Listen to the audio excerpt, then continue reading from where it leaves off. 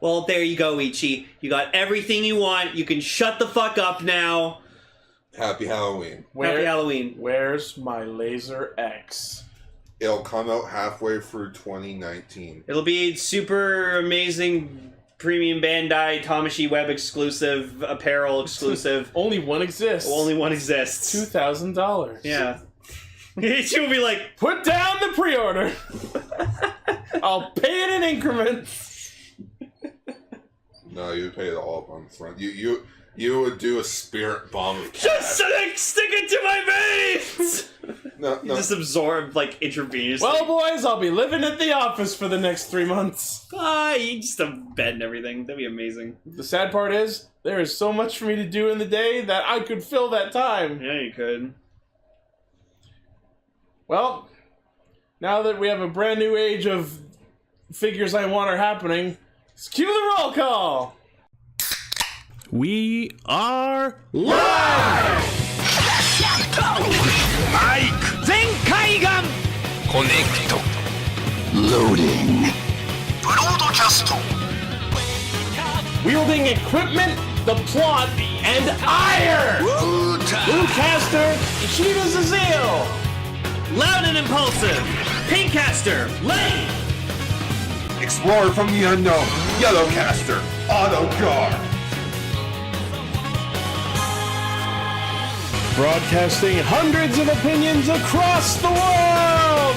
Radio Sentai Castranger. On air! Gar, what the hell? Yeah. We said it's a new age, new roll calls. Oh, all I heard was age. And I thought we were going from oldest to youngest. I heard AIDS and then thought of X-Aid and then I immediately remember why I hate Kamen Rider. I heard age and I thought you were just talking about how AG is back. Is AG back? Yeah. Yes. Oh, good for him. Rose is back. Welcome to Radio Sentai Castranger. Episode... 219. Blaze, cue the Pokemon. 219.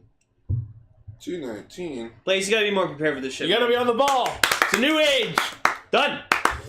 But yeah, folks, if you heard in the new roll call, that's right. I am now loud and impulsive, Pinkcaster Lane. I'm loyal. I'm still loyal. All right, it's my cargo because last week was Slugma. But my What's impulsive. on my cargo? It's the evolved form of Slugma. So it's the lava snail. It's Pokemon number 219. Right. I've resigned to this bit because I hate fighting it. So I got confused there. It's great. See? Yeah. But my impulsiveness reflects more on who I am, so I figured I might as well put it in the roll call. And I'm still loud. So it's just the Samagarasu of Castranger. Sanbagaras Otokota! We got Blue Castle Smash, I'm Pink Stag, and Gar's Yellow Owl. If anything, he's the stag because you have a girlfriend. What would you rather be, Owl or Stag?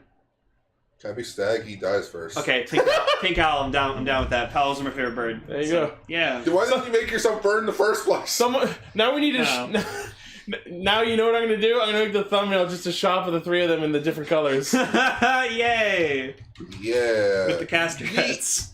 Sanbugga casters. No, with the Beetleborg cats. Oh god. Oh. Yeah. No. Okay, that's too much. So yeah. Who would be Grease, Raven, or Emily?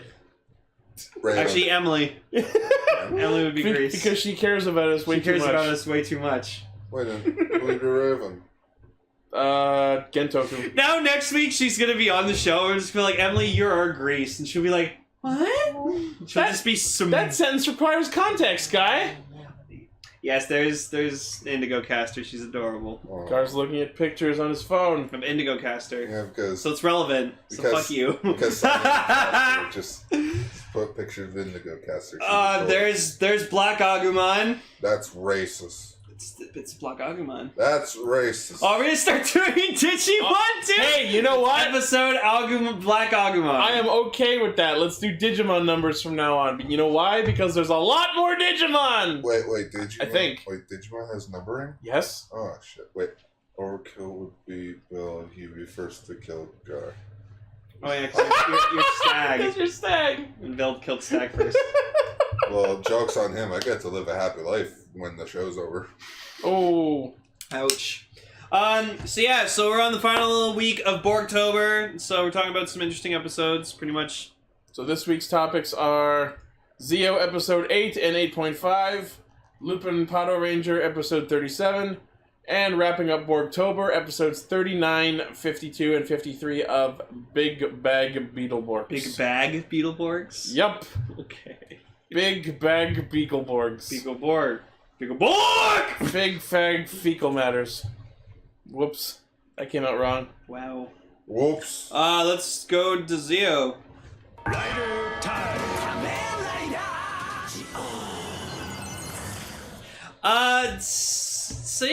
So episode 8, the second part to the Wizard timeline. This episode, I will say, was a lot better than the first one. I guess you could say it was the thank you to last week's please. Yeah, As really. as in, please give us a good episode. Yeah, so like so the big highlight of this episode was the return of Nito Kosuke, Kamen Rider Beast, and He was pretty neato. he fuck. Fuck. Wow, that really got you. It's amazingly good. No, How did you never think of I that? don't know. Because we've never done this show when a Wizard was airing. We just Right. watched it and then immediately jumped on buying a Wizard driver day one of episode 1's premiere for $150. That's right. Lane was a rabid toy purchaser even back before we started the show. Oh yeah. Strap in. Oh yeah. Gar was looking at us like $150? Jesus fuck. So yeah, no, like Nito was awesome. Like it's Good. Ryder Custom made a Pepsi Man. Pepsi ride watch. Man. For a second, I thought that was Ghost Transient. That would have been cool. You could just. Oh yeah, Gar, I'm just gonna quickly show you something that you'll probably be Yes, excited please. for. He was also a Nito burrito, which is just a burrito with mayonnaise. Grateful Ghost. Oh, that's Red cool. Watch. Yeah. Underwhelming. Well, he doesn't like the Red Watches, so. But yeah, no, Nito was fucking awesome, and like I remember, it shows that like it reminded me of how awesome of a character he was in Wizard. And you know what I just realized? Hmm? This week's episodes both have a relation to each other. Nito camps out in his tent, and so did everyone in Lupin Patos. Holy shit, that synced up well. What was this, like National Camping Week in Japan or something? Fucking it might be. Happy National Tent Day. Last week. Yeah, sure. Go pitch a tent, kids. Yeah, go camping. Hey, camping's fun if you do it right. So is pitching a tent. I'm mature. Oh, You really are. But yeah, I love that we get a shot in the first part of the episode of them with the ride watches sitting on the fucking Daiza thing, and still no one is like talking about what this thing is or where it came from or why we're using it.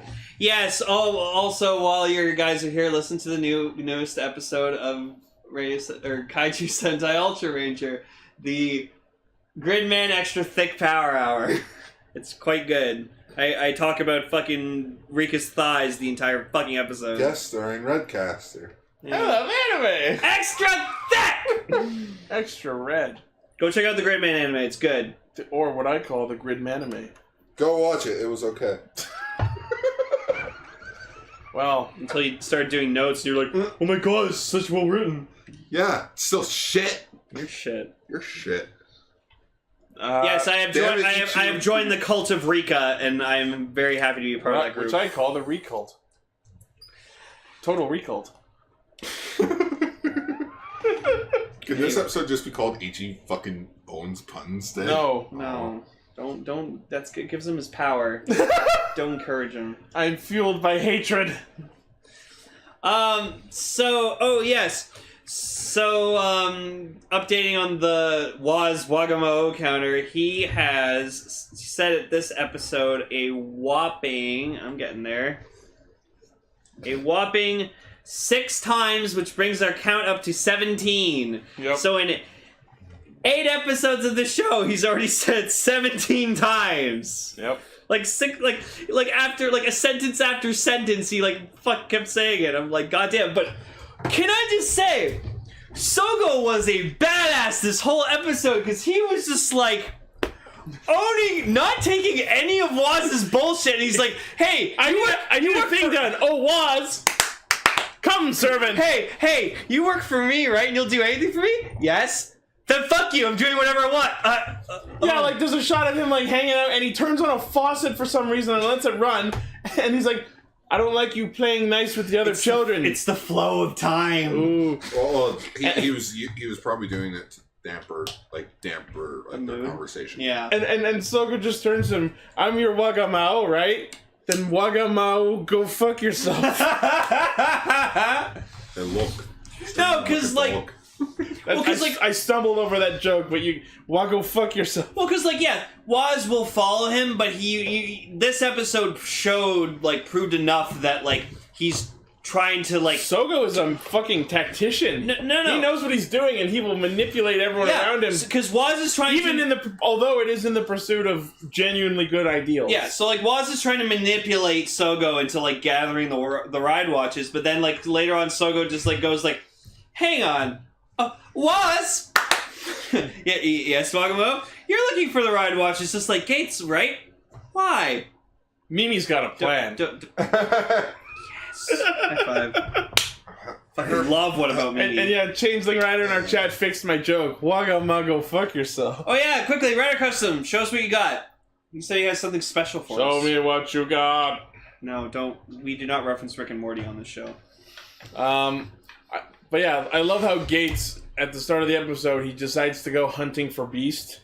Because haha, hunting. And then literally Nito just goes, hey, looking for me, right?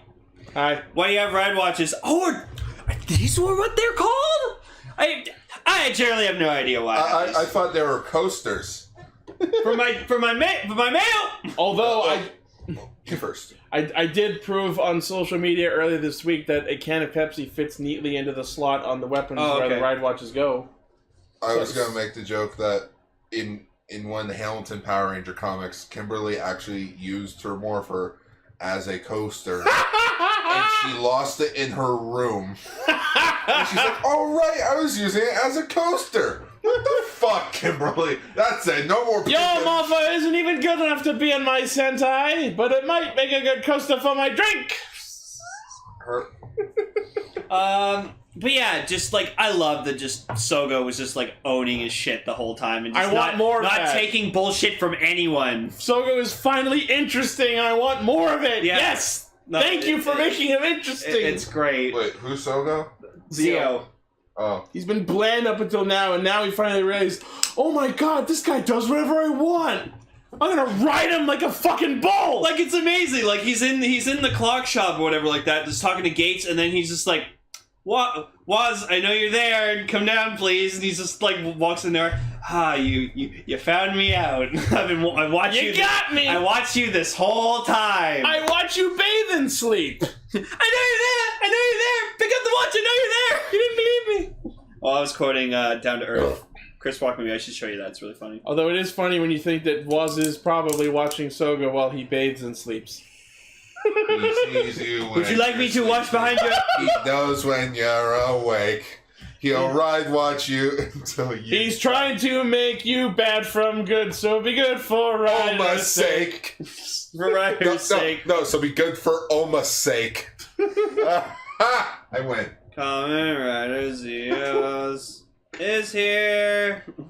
I'll work on it. Yeah. The funniest thing is that the fact that the name of the episode is Beauty and the Beast 2012. Fuck you. Well, it was kind of like a thing where like it's funny like Because it's the whole about thing. Kamen Rider Beast and Soup being Sleeping Beauty. Yeah. Junichiro makes a joke about that. Soup was just simmering from this episode. Yeah, I love it. Like she wakes up and I'm like, oh look, Soup's done. Ding! Soup's on. Ding, Soup is done. Ding, Soup is done. No soup for you. And still I lie awake, wondering about the soup that got away. That's gonna be the title of the episode. The episode of like Soup goes missing or dies or something like that. It's gonna be No Soup for You. And it'll just be like a picture of Omazeo with like the Soup Nazi's face over him. I actually met him. I went to the shop that was filmed for the Soup Kitchen, yeah. You know what I noticed about this episode? The stagehand who is the one who proposes to the boss lady and the boss lady themselves are not given names in either of these episodes. No, because they're not. But like, and it's about like Despite how involved they are. So I was trying to teach another wizard. Oh, just confess your feelings to her. Give up the courage. And I'm like, you don't even know if she's interested in you. Like, You don't even know her name. well, she probably does. It's just like No one says it. Well, no, it's like me with my boss. Like, her name's Aisha, but my nickname for her was Boss Lady because like I call her Tanya. sure, but no, I just call her Boss Lady all the time. I call her replacement. I call her recast. I call her not getting a proper ending. I call her non-canon. And then Oh, Gates was continuing to be douchey McDouche, just being like, "Fuck you put Soup in danger. Fuck you, only save Soup myself." Why are you fighting so hard to help this one guy be happy? He's not gonna be in any more episodes. Why are you trying to save Soup by yourself? Fuck you! Why does he wear the ring? Wizard!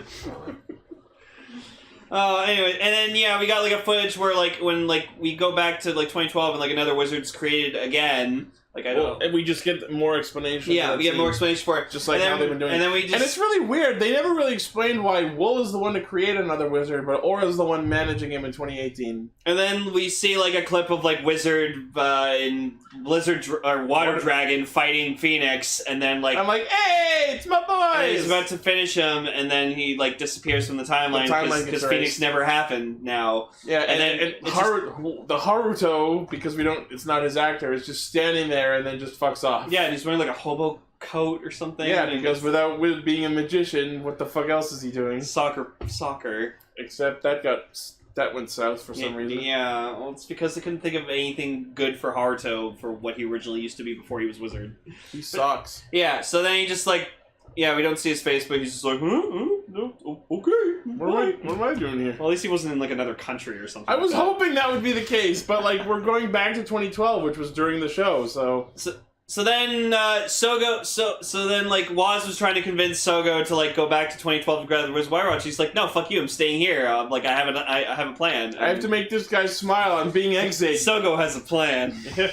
what about Sougo? So meanwhile, Gates goes back to 2012 and stops another wizard right after he's done making entire fucking buildings disappear. Yeah, because he's like counting himself. He's like, ooh, what I can do. And but first he has to camp out with Beast and wait for the memories to come back. That was funny. And when another wizard gets defeated by Zeo, the memories come back to Beast, and he immediately fucking flips Gates onto the ground and henshins into Kamen Rider Beast. It's good to see you again, buddy. Yeah, no, it was great. And then he was. Wait, did he do the whole hey? Yeah, Shin. He did the whole shebang. Oh yeah, everything. They fight for like 2 minutes, and then he's like, "Wait, you passed the test. Stop. Okay. And Did he go hyper? No, just normal form. Yeah. He gives him the wizard watch, but not the beast one. He's like, bitch, I'm keeping mine. Fuck you. I got my own merch. Oh, Wait, that's, you know what, never mind, that's right, because I was about to question, I'm like, wait, wasn't, like, the Beast Driver destroyed, but then I'm like, no, he got it back in the Gaim Wizard movie. Yeah. Yeah, he made another deal with the Chimera. Yeah. Wait, so the Beast that we saw in Zeo Was 2018 was Nito. 2018 Yeah, it was 2018 Nito. Then whatever happened to the kid his apprentice? Oh, like the kid he, like, learned to ride a bike from? Blue Mage. Oh, Oh, yeah. Probably just, Well, that timeline got erased, so. yeah. That kid went up to do other shit. Rider Custom did Zeo Rogue Armor. Oh, that's awesome. Bam, bam, bam. Not bad.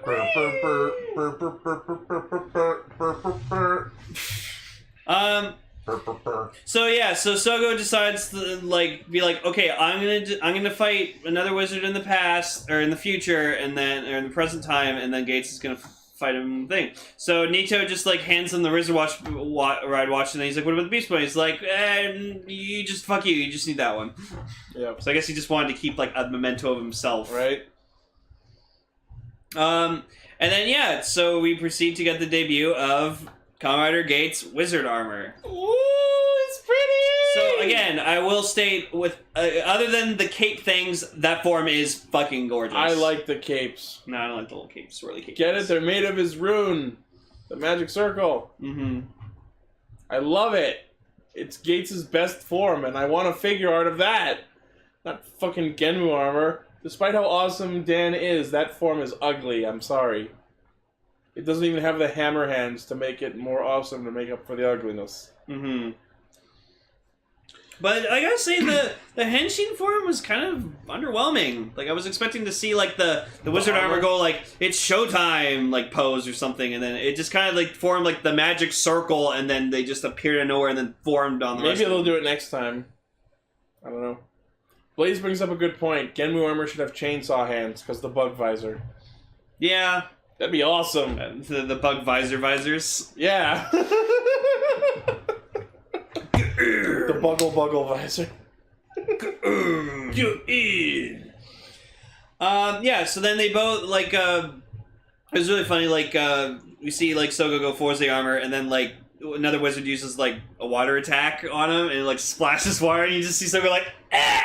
Oh, earlier, when they're in the tunnel, and another wizard attacks the boss lady, Zio steps in, and another wizard immediately basically pisses himself because he turns himself into liquid and bails. But yeah, so Gates wizard armor fights 2012 another wizard, and Zio Forza armor fights 2018 another wizard.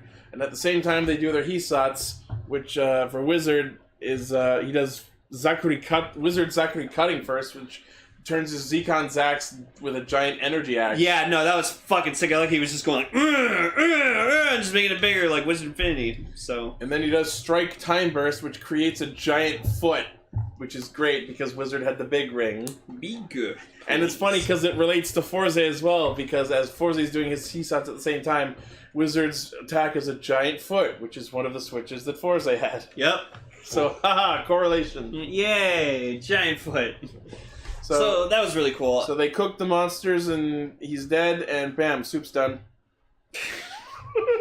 She's like, huh? And then we get like this really fucking mindfucked thing where Sougo like goes up to Waz. He's like, "Hey, you have one of those phone things, right?" And so he hands him it, and then give me your phone. So then he tells modern day present time Hayase to talk to past Hayase and tell him not to do the things he was about to do. He just tells him, man the fuck up and go confess your love already. Even if it's pointless.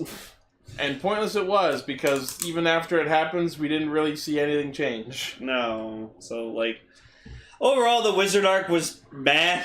Wasn't anything super special. It was just like actual Wizard. Very flashy and pretty, but really didn't amount to much. Holy fuck, yeah.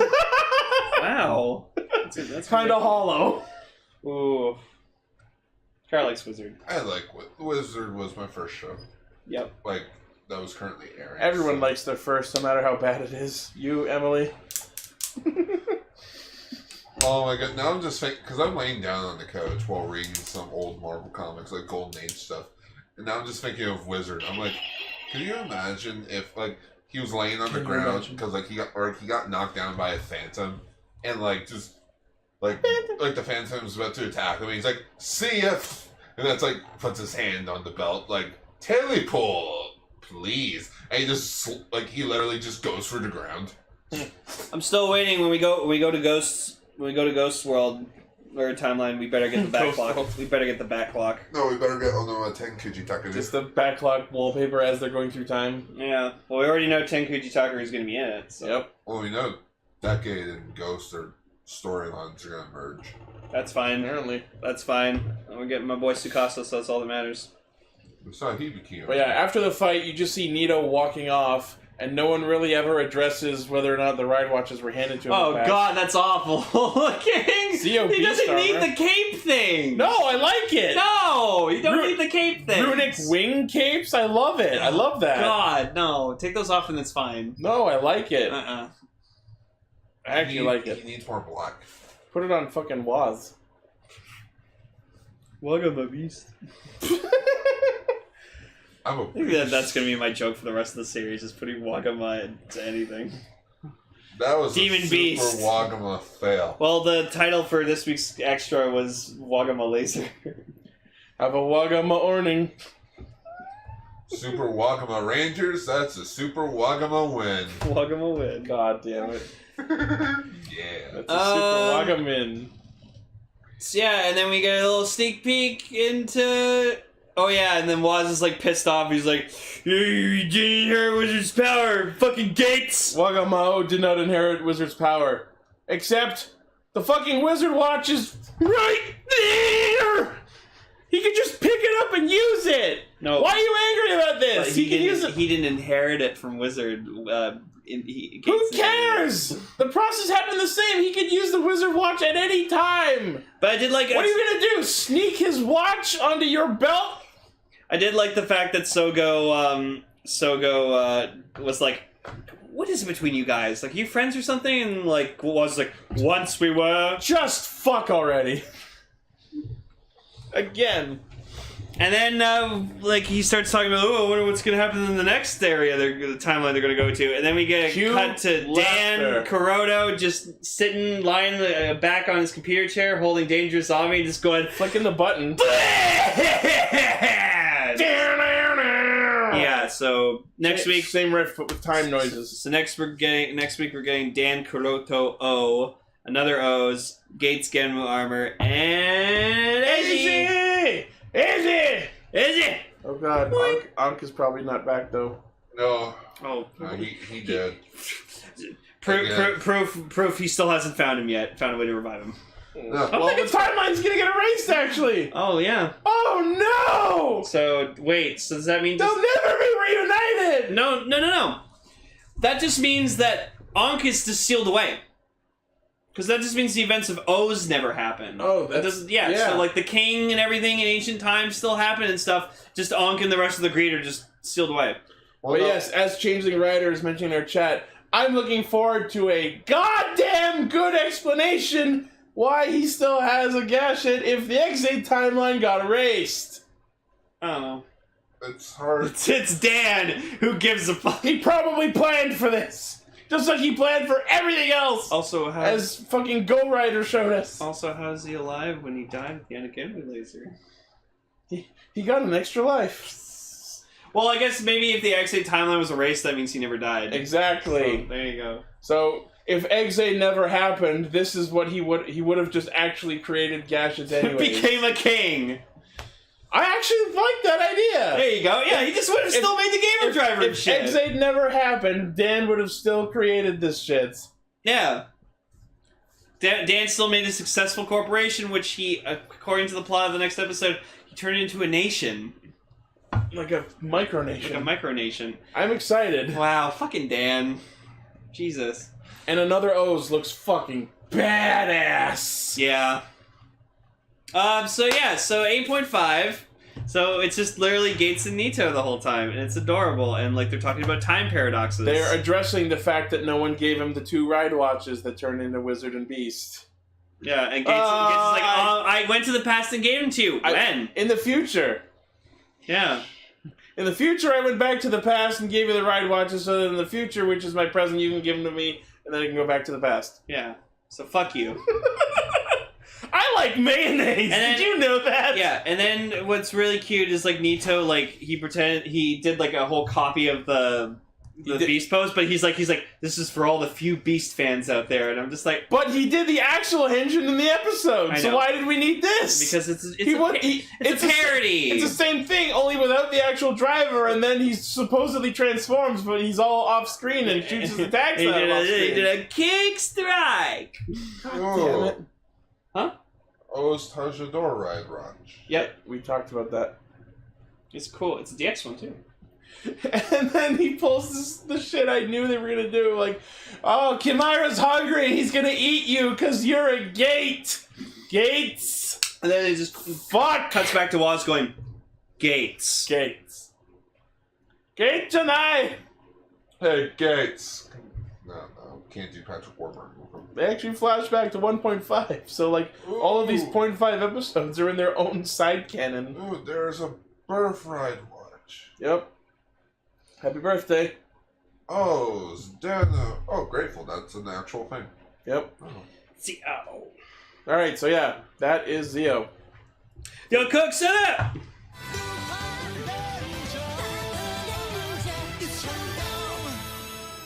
Not as good as the last few episodes, but I thought this was pretty funny of an episode. Oh, wait. Episode 36. Oh, yeah. Well, while you're talking about that, I'm going to get a bowl of ice cream real quick. I actually feel like ice cream. It was very Okay. mad. I know, random. Like, even though it was a Sakia-focused episode, I found it to be... I'm embracing my new roll call. Fuck you. I found it to be a bit okay for an episode.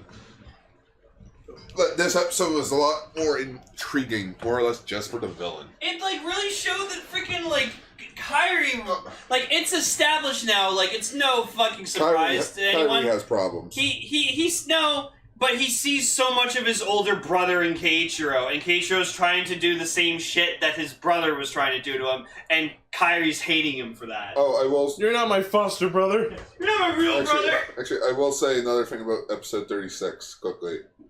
For that Gangler to be their top scientist, wow, did he get his ass kicked. I mean, clearly the Ganglers are not excelling in science. You ain't my Aniki. You are my real Annie. But yeah, just the best thing that happened in the episode was probably before the opening, where like the Gangler just shot all of them. They all go. Oh my god, flying. that was so fucking funny. Like they could. He shoots the go home beam at them, and they just go. No, like you could say, oh, why didn't they, like, to save money, they could have, like, just Teleported them? yeah, instantly transformed them back. But no, for shits and giggles, Yep. you see them be like force pushed. And one or two of them even try and like hold on to a roof as they're going, and then they just get swept into the sky. Like Cager is just like, why am I home? And then you just have Sakia just land in his room. I like that Tsukasa just landed on her bed with her stuffed animals, and she's like, "Oh, Pigeon, I'm sorry." Yeah, it's like, oh, stuffies. Okay. But like, yeah. No, the Poland Emperor's new groove. I told you I didn't order a giant trampoline. Boing, just You should have told me before I set it up. So, Keiichiro continues to be the best character because we find out he lives at the base. He lives at the HQ. Yeah, he lives in the room. the dorm section of the HQ. Which he completely moves out of in the pursuit of justice. Oh my god! Yeah, no. For justice. Like, rips up the contract, moves all his shit out, gets the tent and a backpack, and just camps. Yep, and just brings his tent everywhere with him. So then when he gets hit with the beam, it doesn't affect him. You fucking madman! No, Keiichiro is best character. But it was kind of sad that when Kyrie got hit, it did nothing. It's like, oh, Kyrie doesn't think of the diner as a home. Right? No. That poor bastard. Kyrie's homeless. Kyrie. I got no place else to go! But yeah, it's kind of a literary gag because Kyrie has no Kairu basho. Yes. That is the gag. I have been your scientist. Thank you and good night. Good job. But the funny thing is, the name of the goddamn gangler is Yadoga Go Home. Your dog, go home. Oh. Yadoga! Go home! Dog, go home. Go home to Ganglers! Oh yeah, at one point they managed to get him to hit himself with his own go home beam, and he just goes flying into the sky too. That was Team great. Rocket's blasting off again. So then we get this funny side plot, kind of, that's like really funny, where Keiichiro ends up running into Tomo and Yumika, and they're both camping out. And so he's like, wait, why are you guys here? Oh! Yumika's like, we got into a fight with Kyrie and he kicked us out. And Tomo's just looking at her like, you fucking stupid bitch. Guess she really did need that collection piece that improves intelligence. Yep. Oh, that was funny. Wait, there's a collection piece That was last week. The crow dude. Oh, Yep. was it? Yeah. I didn't even notice. Kyrie makes a comment that Umika could use it. And she's like, yeah! Wait, what? Fuck you! Wait, what? What? But yeah. So, like, that's a good question, though. Like, who owns the bistro, really? Kogre. Probably. Or they rent it out. Yeah. So, yeah. They all come up with the same plan, that they're going to camp in tents so that they won't be affected by the go-home beam. And with Kairi and Keiichiro, they end up unaffected. Yep. So, because of a series of miscommunications and lies, Keiichiro ends up believing that Kairi has some sort of deep-seated trouble, which, I mean, he does, but not for those reasons. Like, he actually brings his tent into the bistro where Kairi is by himself, and then he pops up his tent, sets up his little camping chair, which is hilariously shorter than the chairs in the cafe, and he has a moment that boils down to effectively, "Let's wrap, slugger. What's bugging you?" And Kairi's just like, "Fuck you." You didn't close the fridge all the way. Oh. My bad. Kairi effectively tells him to fuck off, even going so far as to actually shove him when he tries to get intimate. I made the joke just like, "This is a solid police officer, you're under arrest!" Bad touch! That's my purse! I don't know you! Let go of my purse! I don't know you! Back off, get your own Sentai. Again. I love that commercial. Yeah. Like, Kairi and Toma come home the next morning after camping, and Kairi's like, "I had to stay awake all night to make sure he wouldn't find anything." And Umika's immediately like, "Oh god, he was in my house, touching my stuff!" Sure he was. And Toma doesn't come clean that it's his fault that Keiichiro came to talk to him. Because Toma told Keiichiro, "If you're interested, go fucking ask him yourself." "Oh yeah, maybe I will."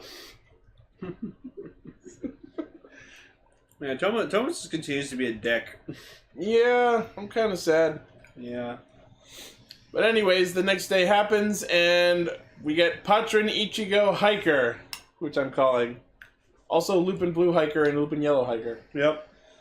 But yeah, so they run into Go Home again, and he's like, "Oh yeah, Ponaven, come help me!" "Oh, wait, you brutally fucking murdered them yesterday, and I don't get a new squad." Fuck. That was funny. "You killed my soldier, I don't have any more budget." What happened? Teen Titans Go versus Teen Titans. Oh yeah, that's happening. Oh, It's gonna be weird. So they have to voice their characters twice? Yes. Whoa. Dumb fucks. Yeah, so basically it boils down to Patronichigo uses Geki Taiho, but Lupin X swoops in and steals the Geki Chopper henshin device. Yeah, he like literally stops fucking Lupin Red and he's just like, "I'll do it." He's like, no. He, like, "Stay the fuck where you are, I'll get it." I'm a police officer, I can handle this. So Geki Taiho destroys Go Home, Ghost reuses him, and I love it. As he's growing giant, I just want him to say, "Now I will send you all home! The entire planet will go home to their beds!" And then we get fucking not only Emperor Dick Gun and Pat Kaiser, but it goes all the way up to Clusterfuck Kaiser. Yay! And fuck it, put Splash and Magic on it too. Yeah. Much, even they're wondering, it's like, wait, why do we form the Ultrazord? Mm-hmm. Apparently it was Kairi's idea. But Kairi didn't ask for it. It was just...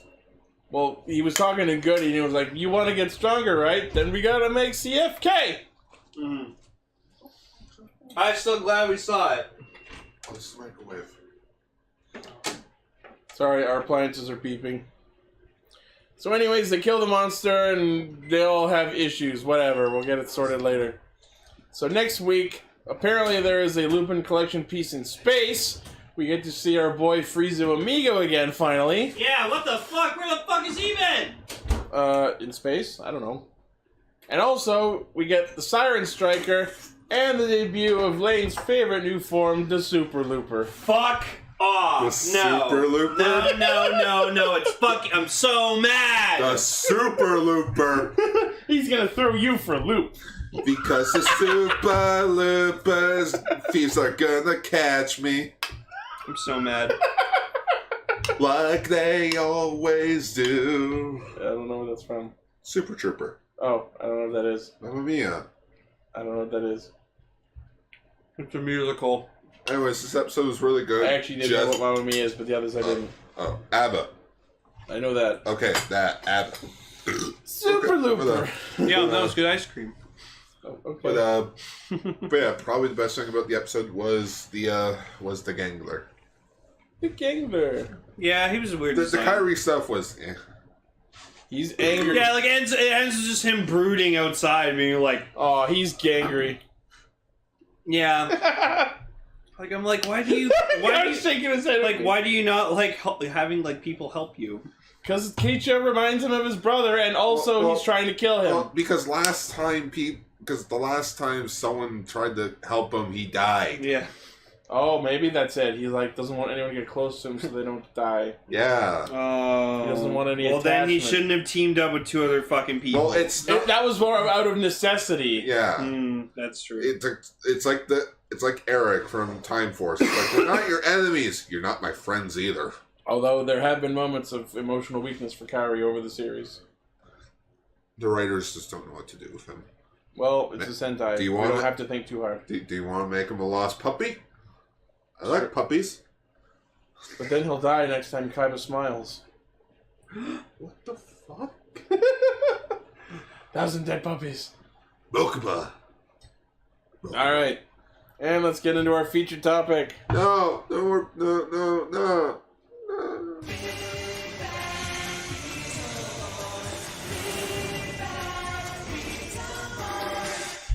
Finishing off our month of Big Borgtober. Borgtober. Big Beetleborg. Big Bang. Attack. The show sucks. No.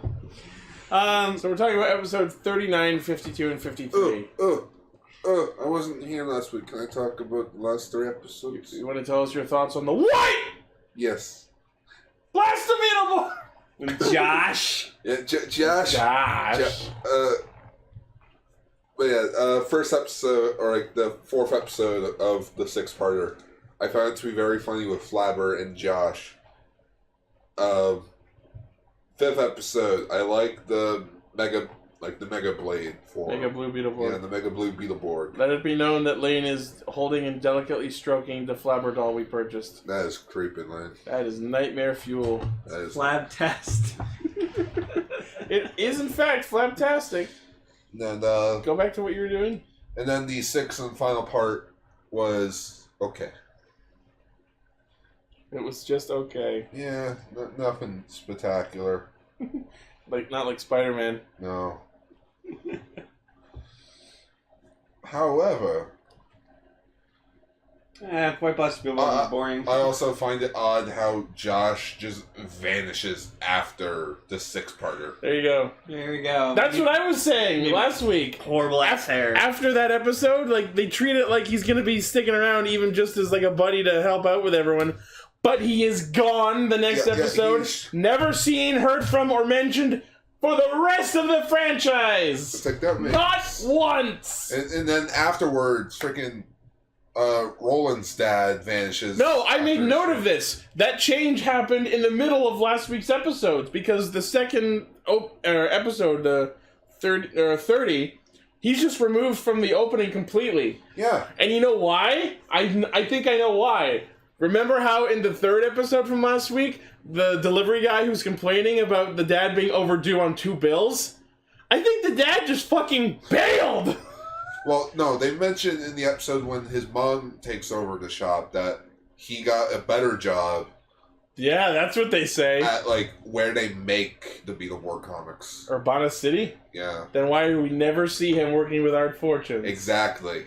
I think he just got, I think he bailed and then was picked up by the police for tax fraud.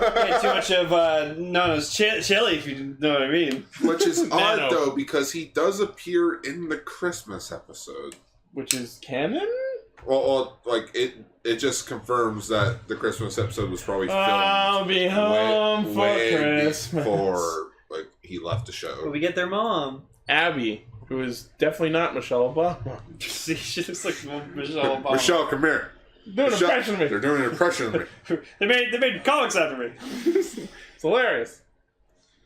You're 8. One other thing I noticed after watching last week's episodes, even though Josh was in the show for a total of 6 fucking episodes, they never once added him or the White Beetleborg to the opening. No. And that fucking disgusts me. Well, good to know you love Josh so much. Well, Ichi has a fair point. Before the mom even becomes a full-time character, she shows up in the opening. Right? Like legit, next episode, she's in the opening. Josh doesn't even get to be in the opening. No, because he was a minor character. Minor character, he was... I mean, he was a minor.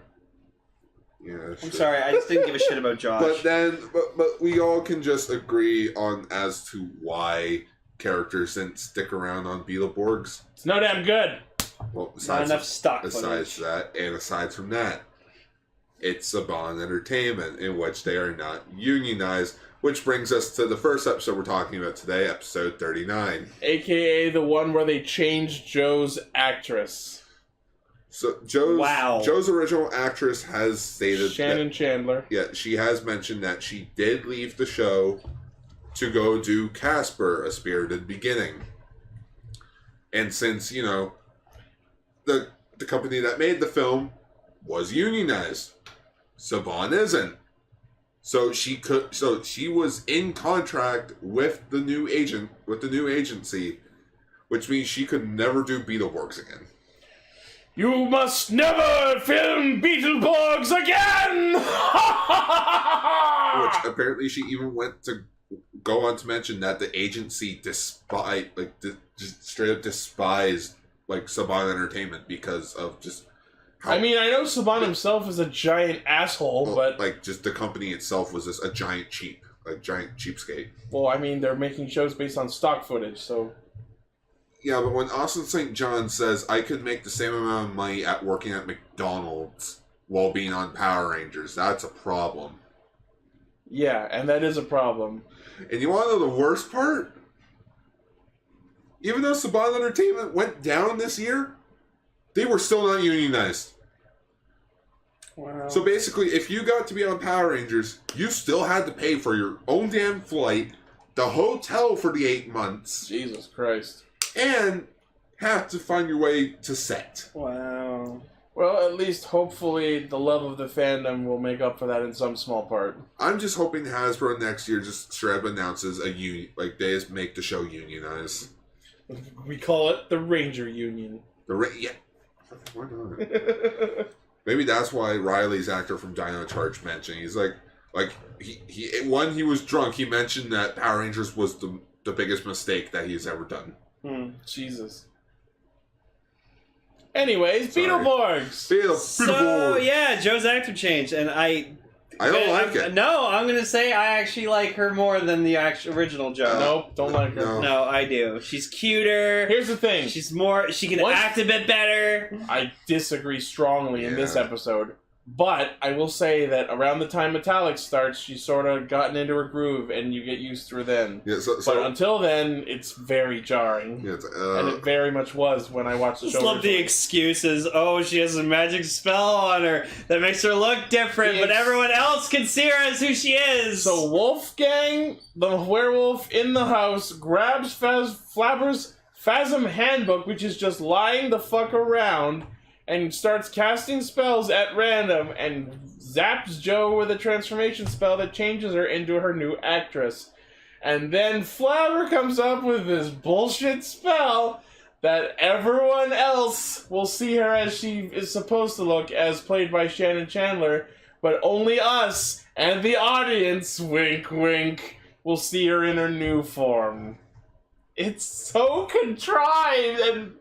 Yeah, that is very contrived. It's like, wait, how does that make sense? And the way they pad this episode is this first time he uses the spell, it's only temporary, so Flabber has to look for a different version of the spell that lasts exactly a season and a half. Yeah. Because it never gets undone. Never. And it's never brought up again, not through the rest of the season, not through Metallics, not ever. They just forget about it, and this is Joe now.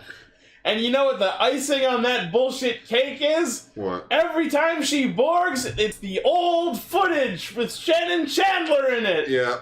Even at the finale of the first season. They couldn't even be asked to replace the footage. Because we're dumb kids and we'll never notice. Like He's only on screen for half a second. Exactly. Well, hang on. I got the perfect clip for this. Just keep talking. I love that the first thing Wolfgang does with the book is use a spell that effectively flex tapes the monster's faces shut. And then she changes Fangula's cape into like purple and green, like Joker colors, and it actually looks cool. It looked gold to me, but it might just be because it's old footage. Yeah, I think it was like green and purple. And it's funny, but because like it looks awesome, but then the next time you see him, it's back to normal. Yeah. I'm like, but I like that one. It's like seeing just Wolfie just being like and cue killer performance from the new Joe as soon as she's transformed. Because like my family! Oh, my friends! She has a bigger reaction to her friends seeing her new form than her own family. You mean your brother and Roland? Roland? Okay. You have no other friends. All right. Maybe Heather. All right, I got the clip. As much as I don't want to play it, the Nostalgia Critic review of TMNT Out of the Shadows. Just. Black Nerd is holding some information for us, and the only way he'll spill it is if somebody dresses up in a Harley Quinn uniform. Accommodate us. No. But Michael Bay said you would. No. First season Harley Quinn? Okay, I'm not Megan Fox. You can't just easily replace me if I don't do what you want. No. Of course not. Which of these baseball bats looks better? That's our Tamara. And then legit, it says, this is Tamara now. The rest of the season. For the rest of the review, but still. That's great. Hilarious. Because they wasted the bunch on Jack. So quietly escorted him off a cliff. Oh, no. So then we get introduced to a new Magnivore called Hammerhands. Like his name Voiced by goddamn Jedi. Really? The guy who played Jedi in Digimon. Wow. What? I am Hammerhands. Yeah, but his I name. am Amazon. Which I will say, he's pretty cool looking for a monster. I mean, he is in fact Hammerhands. that's what a hammer monster would look like. What's his weakness? Very strong nails. What's his weakness? Hammerman. Like, just start playing the Hammerman Hemorrhoids. music. Hemorrhoids. Hammerman, Hammerman. I'll be here all week. It sounds like a fucking roid dude. I love one of the notes is Trip and Van are fucking still here. Right? Yeah. I like Trip and Van. Because when everyone else starts to leave the show, Trip and Van are still fucking around. Until they leave at the end of the season. And then we just see like a look of like disappointment on Heather, like because she's like in the comic shop and she just has like this like angry look on her face, and like, oh, you miss Josh. Who's Josh? Instead, she decides to vent her fucking frustration over losing Josh by tricking Trip and Van into a fucking scavenger hunt in Hillhurst. Yeah. Or rather, Trip and Van are doing a scavenger hunt for some god-awful reason that no one gives a shit about. Actually, And Heather convinces them to go to Hillhurst to hunt for stuff. no. If the White Blaster Beetleborg gets a ride watch, that explains Josh just leaving Oh, the his show. timeline got erased? Yeah, his timeline got erased. Beetleborgs is not a thing anymore. Ryder Customs, make a White Blaster Beetleborg ride watch. That explains everything. Here, I'll tell you how you do it. We're looking for a combination of the red Beetleborg and the blue. Only it's white! Love it. God. That is, in fact, my favorite scene in the entire series. I love at one point when Joe's temporary spell wears off and some kid is like, oh, who's that? It's my cousin, Sissy. Sissy. You should call her Sissy from now on. Sissy. Really, Drew? You couldn't have thought of any other female name! This is not Joe. This is Jolene. Yeah, but Joe. Bo. Bo. Joanna. Eileen. Kate. Beetleborg. I mean, shit. The red striker Beetleborg. Fuck! Jackson, wake up! Miley's hand on chance. This is my cousin, Frankenbeans. Shit! I'm off to the big game. Yeah, I'm playing quarter field. No, half field. No, I'm all the fields. This is my niece, Peter Griffin.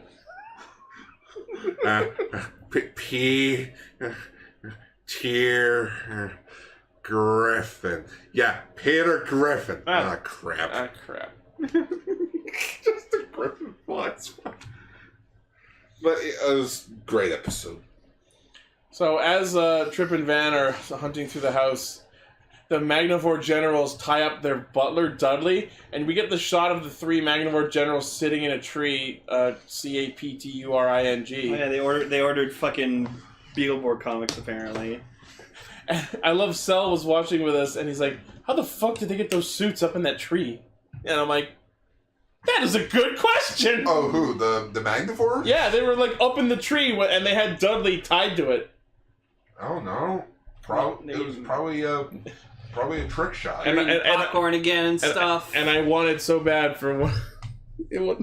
My brain, because I grew up in the 90s, my first thought is the Magnivore is torturing Dudley and asking him, do you feel like a dragon? Dudley the dragon. Dudley. The adventures of Dudley the butler. High five. We had the same idea. High five. Yeah. Yeet. Don't ruin that show for me. I love Dudley the Dragon. So did all of us. We all did. Mr. Crabtree, Sammy, and the Robins. So at one point in the middle of a fight, the Blue Borg spawns like a new weapon, the Stinger Drill, which I believe he got at some earlier episode we didn't cover. But it just startled me. I'm like, oh yeah, I forgot about that shit. Oh yeah. Oh yeah. So they defeat Hammerhands, and he goes back into the comic that's in Zoom Comics that's being delivered by a delivery guy at that moment. And for some reason, the guy is so spooked that his pants drop. Yeah, that was funny. I'm wearing the fake cameraman's pants. Yeah, the fat delivery man's pants. Like, the last guy, the delivery guy from our last topic of episodes didn't bat an eye at a fucking paper mysteriously flying around. But this one sees a quick little CGI effect of a hammer flying by and just drops. Fucking nope. Just gone. Nope. So Flabber manages to recast the spell on Joe. No one will ever bring this up again. This is Joe now. Hey, like I said, I love her. Yeah. I like it. I like even when they transform into the Beetleborgs. She's a child lady. They're like, oh, good. You still look like a Beetleborg. Oh yeah, that's good. She's just like half of the height. Hey, I can still Beetleborg, or I can still Beetlebond. Thank God, we don't have to fire you. I can still Borg. I can Borg twice as high. Take a look. It's in a bundle. Beetleborgs. Beetleborgs. Take a look. It's in a comic book. Beetleborg. I can fight anything. Oh, that's cute. Take a no, Blaze solved it. Reading Rainborg. Over yonder, it's Beetlebonder. Holy shit! Autumn Godzilla. Oh wait, it's like Godzilla Earth, but like with autumn leaves. That's awesome. I'm saving it. I'm waiting for Godzilla. Bring that up in fucking Ultra Ranger. Yeah. It's Johnny Caster. My brother's in the door. Just Johnny's just watching us. Like we're just making all these like shoutings. Making all these shoutings. Yeet! Do not. And Johnny Caster's gone. So the episode, the monsters over the course of the episode have been trying to decide who's the scariest because we waited until episode 39 to bring that up. Okay, that little side plot was fucking adorable. Yeah, I loved it. And they end the episode with the scariest in the house fucking award nominees. It's like full, like I love it. Like at one point, Frankenbean's like scariest and just like Flabber's there. He's like, get a 7.5 out of 10. That's generous. I would have given it a lower score. Aww. You know what? No, but I love Fangla just because like he like outstretches his face. He's just like, that was genuinely creepy. Yeah, it was really scary. But yeah, at the end, even though it's been fucking 20 years since I've watched this show, I predicted immediately that Flabber was going to open the winner envelope and it would be him. Oh my god, that was... And not only was I correct, but he then proceeded to prove how much of the scariest in the house he was by turning into a fucking giant dragon! I'm like, oh my god, we found Pyre, the Dragon of Dare! Can you sing like a Flabber? Dance like a Flabber. Can you swing it like a Flabber? Sing it! Flabber! Flabber the Phasm! Yeah, there you go. What the fuck, guys? And I'm just like, oh god, Eldritch Horrors, kill it! Kill with fire. And then he talks in his normal voice while he's the fucking dragon from Mortal Kombat Annihilation here. Sitting in the fucking parlor. Or foyer. And then... So that's 39. Yeah, and then the show comes to a kind of an end-ish. It was their first season ending. Well, if Metallics didn't happen, chances are this probably would have been the end. Which is weird, because it's kind of a cliffhanger ending. Well, if they didn't have Nukus, because... Yeah. Okay, if Beetleborgs Kabuto didn't happen... Beat Fighter. Yeah, Beat Fighter Kabuto didn't happen... They wouldn't have had Nukus. Then they wouldn't have Nukus. And I gotta... Okay, let's talk about Nukus. Yeah. Best villain, like, in the franchise, by far, without challenge. This is Nukus, Overlord of the Second Dimension. He is badass. I have a Triceratops helmet. He's pretty cool. I like when he's in his battle form and he has like the mask over. Oh his yeah, head. that's cool. Fucking cool. That's how you know they're using stock footage. Well, no, he has the mask. There was no stock footage of Nukus in this episode. No, I know. Because, that was impressive. Because he didn't really do any fighting. Well, because number one, he didn't show up in just regular B Fighter. Yeah. Yeah. He was... That's really interesting though, because like Beetleborgs was borrowing footage from a sequel that they weren't sure they were making. Yeah. And he created the Borg Slayer. The combat fattest Beetleborgs. kaiju I've ever fucking seen. The laziest kaiju I've Yeah, no, ever really. seen. I wouldn't call it lazy. I think I like what they did. Like I know we see a scene of him later, like with like the other monsters, like back at the base or whatever like that. But then like before the Beetleborgs are fighting him in the middle of town or whatever like that, and then later they like go back to fight him again. It's just like, hey guys, I'm still here. I've been waiting here all night. It's cold. I can't move. It's cold at night, and there are wolves. Did a roar. I'm Borg Slayer. I like it. Did a roar. I love you, Daddy. It might, in fact, be the widest monster suit I've ever fucking seen. I'm gonna show you something later, guys. It's fucking hilarious. But I actually really like Borg Slayer. It's a pretty neat design. Borg Slayer, my only problem is I like the concept of, we fused every Magnivore into one monster. I just like he did like a one swipe like at them, and then they roll back. Oh, he's strong. I'm like, just swiped at you. And he's like, yeah, yeah. But the idea is he was created from the swirling energies of all of the previous comic book monsters because that was part of Nukus' plan. But it's awesome. Like the Magnivores like go to Art Fortune's like fucking studio to like They raid his studio for monster material. Yeah, and they're like, oh, you only have like the same boring shit. You gotta have something new. And so like we find out later that Nukus is like a creation of Art Fortune's brother. Less fortunes. His evil brother. Lester Fortunes, but less fortunes. Whereas Art is Arthur, less is Lester. Yeah. Okay. But yeah, and why he has a drawing of his brother's creation? He had it locked away so it couldn't be used for evil. Ooh. Good job on that. I do like how this episode did acknowledge that they've been fighting the Magnivores for a year. Yeah, like Joe, they're walking up to Hillhurst and like, I wonder if Flabber remembers it's our anniversary. Yeah. Yes, I'm sure he's waiting with a cake. Do you think Peach will have a cake? Nah. Peach.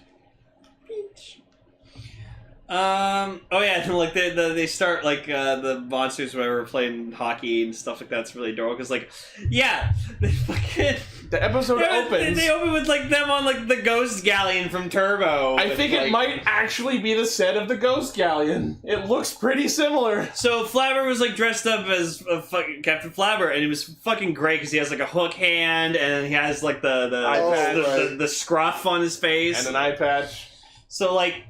And then we actually hear Wolfie, like, speak. Mirror, mirror. Mutiny! I'm like, okay, Scoob, calm down there. What, good knees?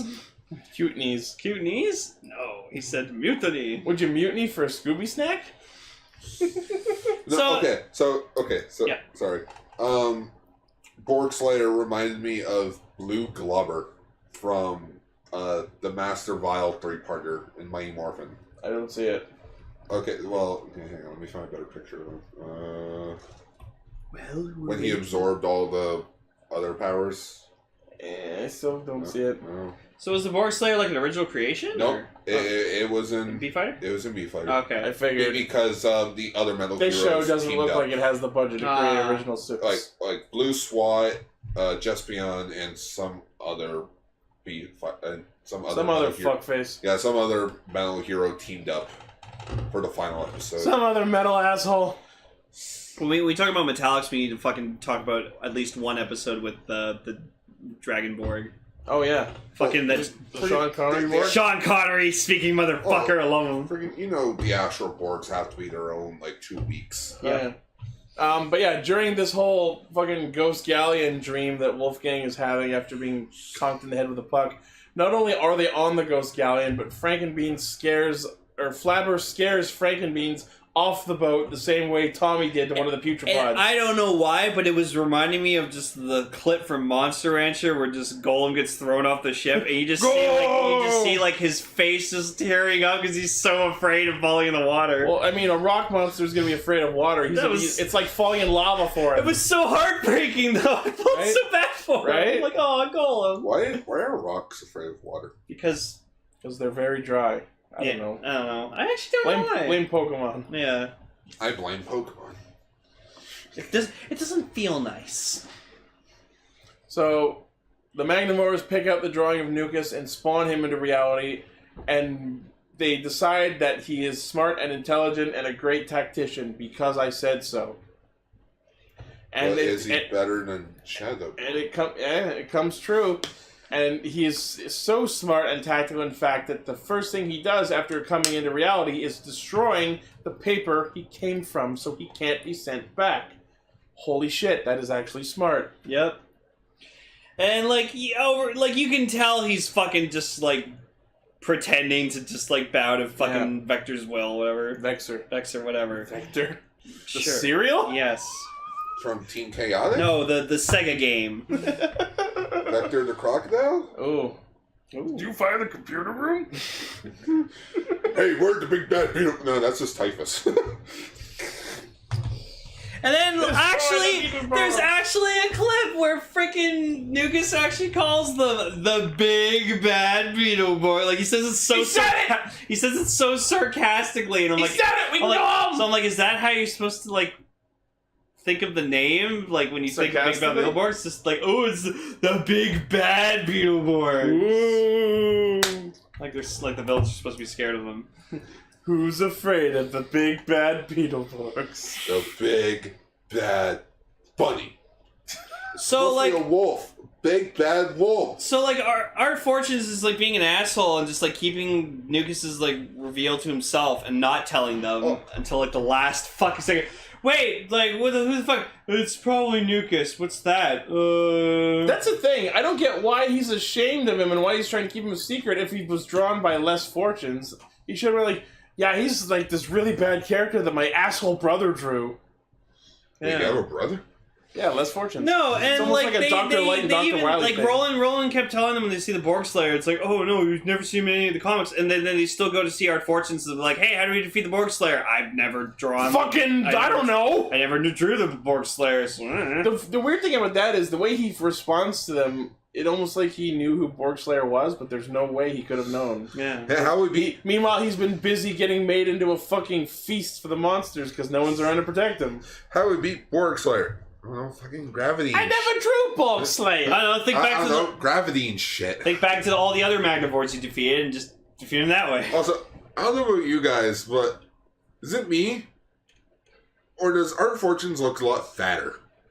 Yeah. Probably. He looks a lot fatter. He's probably been eating well since he has comic stories for days, thanks to the Shadowborg arc. Yep. Oh, no, that's where Josh went. Josh went to law school to sue Art Fortune's ass. of suing your ass. How? You don't have any physical proof. Fuck! 10 years wasted. So, the B plot of the episode is Flabber has been trapped in the organ again by the mutineering monsters because Wolfie just... Because Wolfie's an asshole. Banged the piano until they found the right notes.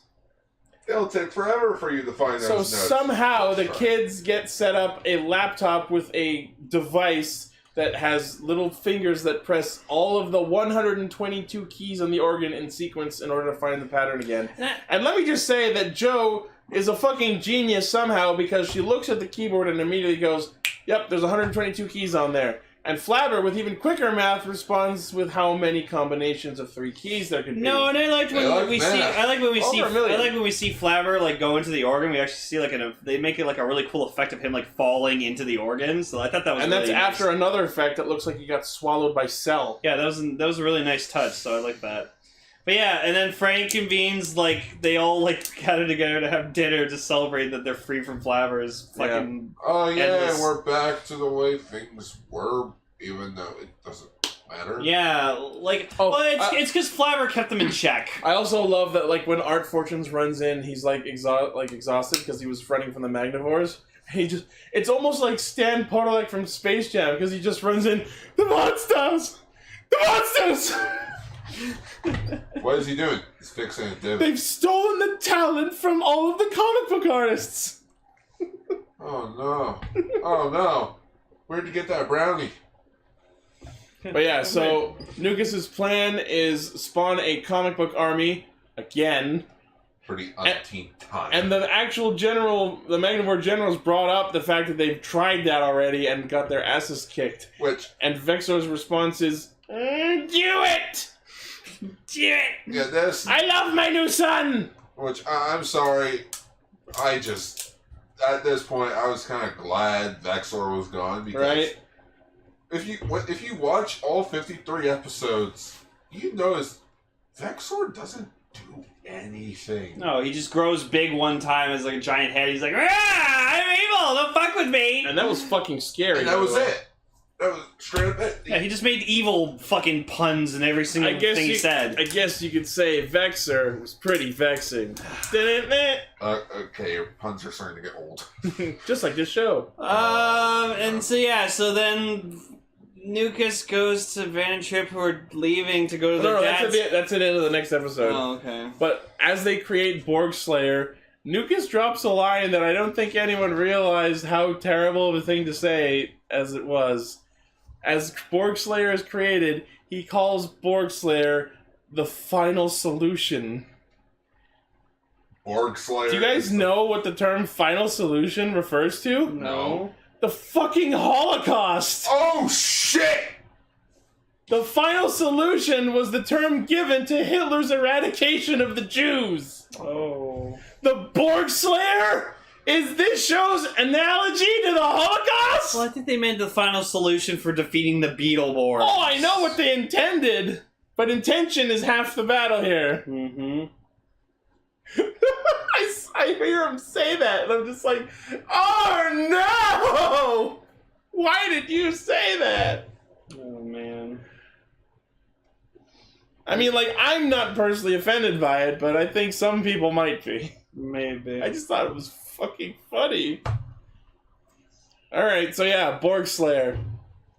Episode 53 starts, they try to fire on it, and every time they fire any sort of attack head on at Borg Slayer, he absorbs it and sends it right back at you. So he's Kirby. Yep. Kirby. Sam the Dad. Kirby. He's dude. So is gay? I don't know. I don't know, Kirby. Kirby's the one. It goes right back at ya. It goes right back at ya. Give it all that you got. Take your very best shot. Kirby. Sorry, I just So yeah, final episode. I just like that song. Thank fuck. No more Beetleborgs. More Beetleborgs. And thus Nukus unfolds the next step of his plan. So we're going to bomb Hillhurst with the jet fighters, and when their Beetle battle base comes up, we blow it the fuck up. Oh. and it works. Yeah. We never thought of that. Oh. There goes Gargantus, the Beetle Battle Base, and the AVs. I like how they specify the Beetle Battle Base and the AVs separately, even though they're like kind of a package deal. Yeah, but it's like, oh shit, there goes our biggest artillery. They blew up the Zords! You bastards! You blew it up! And the worst part is how Damn fucking you. non-reactive the Borgs are to all of their shit being exploded. They're like, oh no, they got the Beetle Battle Base. Guess we'll have to use Gargantus. Oh no, they blew up Gargantus. They really don't emote well. They're children. They don't emote.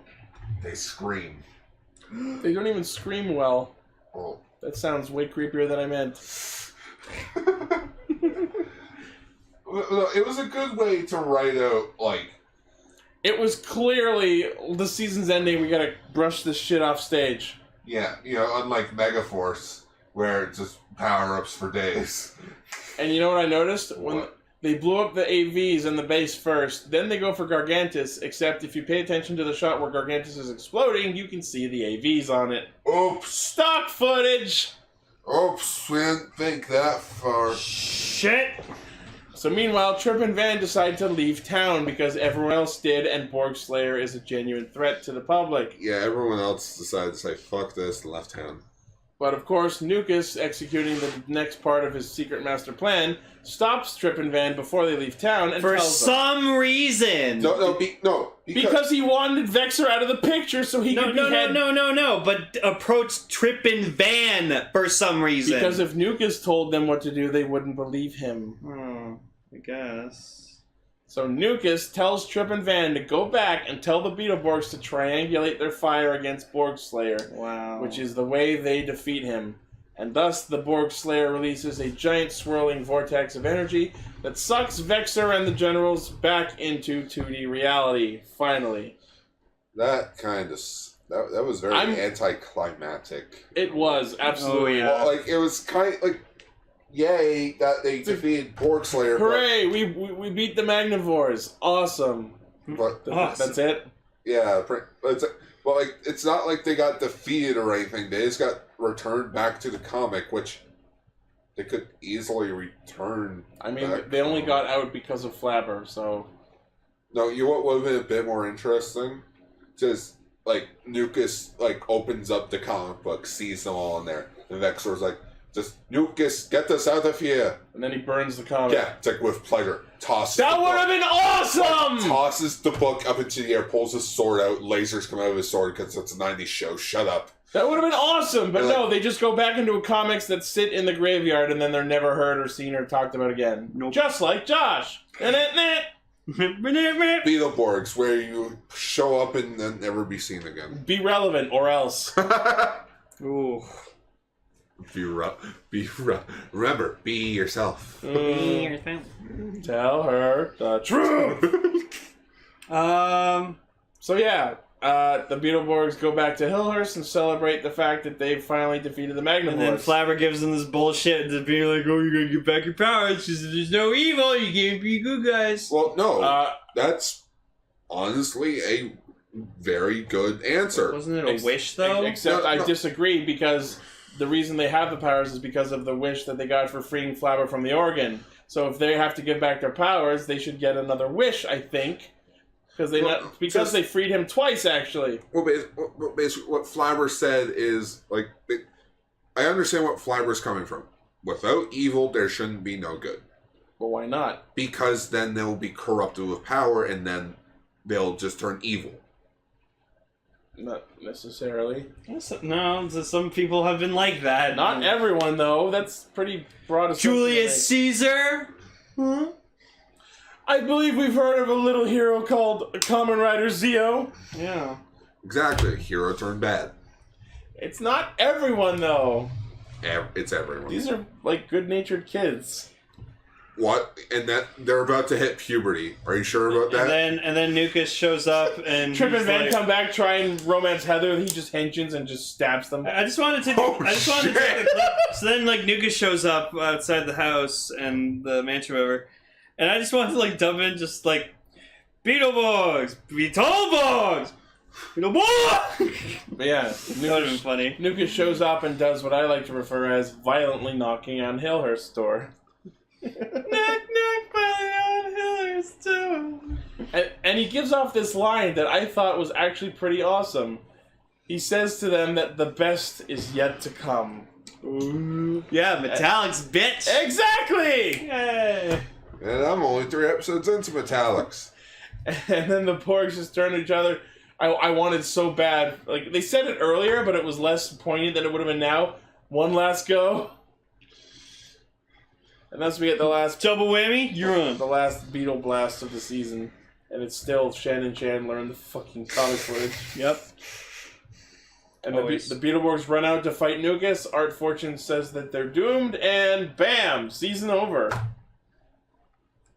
Oh, So man. that's it. Oh boy, I wonder how long they had to wait for Beetleborgs Metallics. One day. Yeah. Legit, no joke. Episode 53. And then, like, episode 53 aired. Next day, season 1 of, like episode 1 of Metallics. Yeah. Yep. I was watching those when they aired. Because that was when Fox Kids released these episodes freaking 5 days a week. Oh, yeah. Fuck. So that was Borgtober, everybody. It was cool. I enjoyed it. It was I don't hate Beetleborgs as much as I... it was a little did anticlimactic, but it was so good. I am glad that you now have an appreciation for one of my favorite childhood shows. I can. Wait, no. are you talking to me or him? Me. Him. Oh. Well, you too, because you watched it all. I watched all of it. I loved it. Except for Metallics. Blaze is saying in our chat we should have called it Octoborg. No, it doesn't sound as good. That sounds like there's 8 Borgs. But Borgtober, it's easier to roll off the tongues than Octoborg. Mm-hmm. Yeah.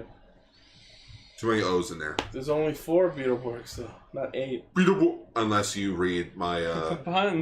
my Unless you reboot. read my fanfic. Yeah, unless you read my Boom Studios idea for a Beetleborgs comic where all 8 of them show up at the same time. Maybe next year we do Octoborg because there's more Beetleborgs. Actually, no, there's only 7 then because No, there's 4 well- Astroborgs. Is there only 4? Yeah. Yeah, but Dragon, Lady, Fire, and Lightning. Lightning figure collection. Make it happen. Hasbro, make it happen. But yep, this has been Castranger, everybody. And guess Lane's is leaving. No. So, Probably standing up. alright, so since overall thoughts on Beetleborgs?